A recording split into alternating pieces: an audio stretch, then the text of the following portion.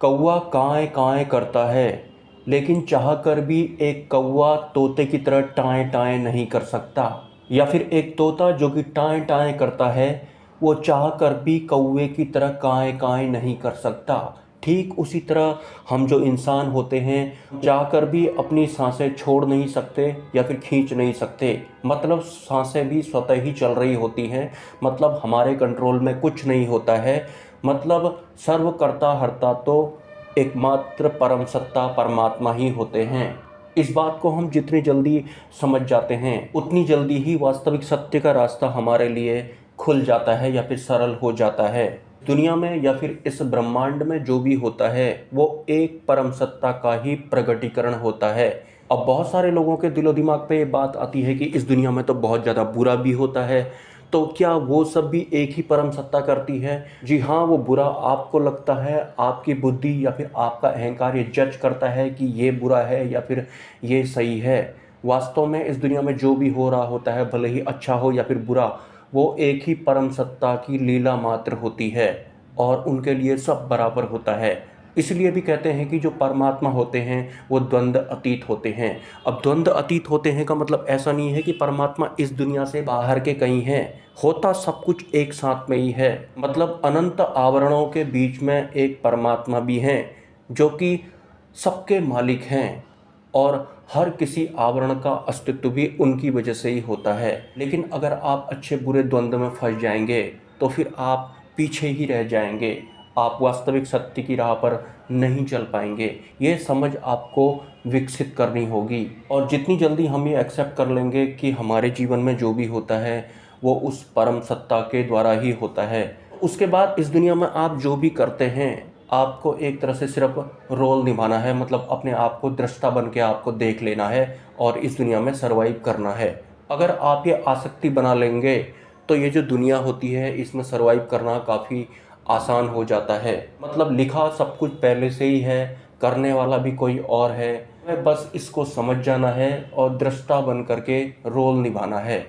आप कुछ इस तरह से भी समझ सकते हैं। लेकिन जब तक आप परम सत्ता को वास्तविक कर्ता नहीं मान पाएंगे, अपने आप को मानेंगे, मैं और मेरा को मानेंगे, या फिर अहंकार अपने आप को कर्ता मानेगा, तब तक एक जीव या फिर एक इंसान फंसा ही रहेगा, तब तक वो उलझा ही रहता है। और जहाँ तक बात रही हमको लगने वाले अच्छे और बुरे की, तो वो हमको हमारे वाले सर्कल में ही अच्छा और बुरा लगता है। मतलब हमारे परिवार का अच्छा बुरा ही हमको प्रभावित करता है, अन्य का अच्छा बुरा हमको प्रभावित नहीं करता है। इस दुनिया में बहुत सारे लोगों के साथ में बुरा हो रहा होता है, लेकिन हमें वो प्रभावित नहीं करता है, मैं और मेरा की वजह से या फिर अहंकार की वजह से। मतलब हमारे साथ कुछ बुरा होगा या फिर हमारे परिवार के साथ कुछ बुरा होगा तो ही हमें प्रभावित करता है वो। अन्य के साथ अगर कुछ हो रहा होता है इस दुनिया में तो हमें कोई ख़ास फ़र्क नहीं पड़ता है।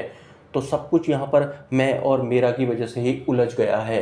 ये मैं और मेरा या फिर अहंकार से अगर ऊपर आप उठ जाएंगे, चिंतन मंथन अगर आप करेंगे कि आखिर क्यों मुझे सिर्फ मेरा दुख ही अपना लगता है, अन्य का दुख मुझे अपना दुख क्यों नहीं लगता है, तो इसके बाद भी आपके रास्ते काफ़ी सरल हो जाएंगे अंतिम सत्य वाली राह पर। यहाँ पर सिर्फ अंतिम सत्य वाली राह के बारे में ही बताया जाता है, सिद्धियों पर आपको अटकना नहीं है। सिद्धियाँ मन तक ही सीमित रहती हैं, ध्येन रखना है आपको।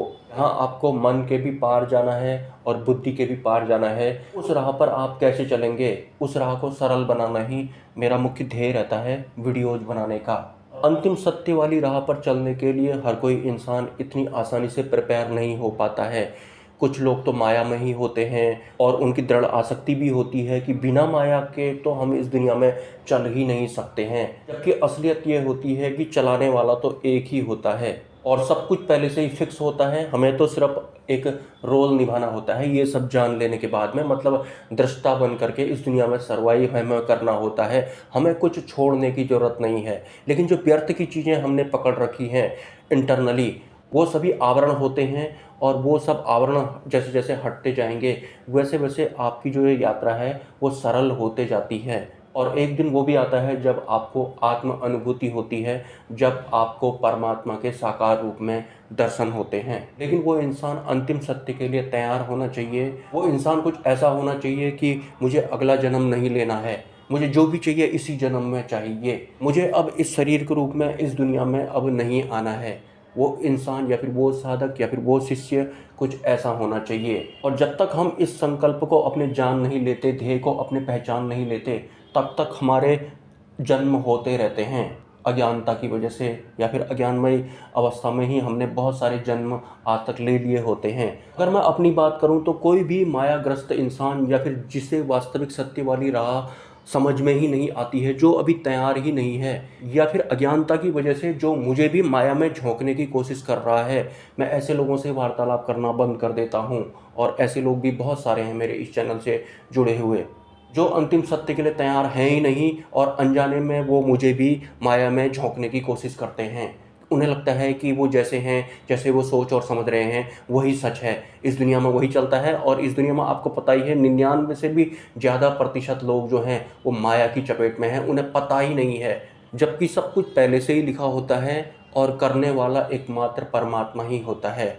हम अगर मैं और मेरा करेंगे, मेरे करने से हो जाएगा बोलेंगे, खाली फालतू में कोशिशें करते रहेंगे, फिर आपकी जो लाइफ है वो मुश्किल ही रहने वाली है।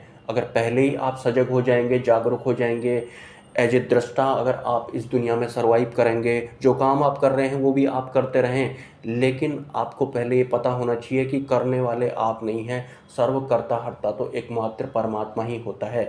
इस भाव के साथ जिस दिन से आप सेट हो जाएंगे इस दुनिया में, फिर आपको इस तरह की परेशानियां नहीं होंगी। और ये इंसान जिसका अपना खुद का घर भी नहीं है, ये फिर भी इस दुनिया में चल रहा है, 6-7 महीने तो हो ही गए हैं कम से कम, आखिर कैसे फिर भी चल रहा है? तो सर्वकर्ता हर्ता परमात्मा ही होता है। इस लाइन पर आपको चिंतन मंथन करना है। मिलते हैं किसी नेक्स्ट वीडियो में। नमस्कार।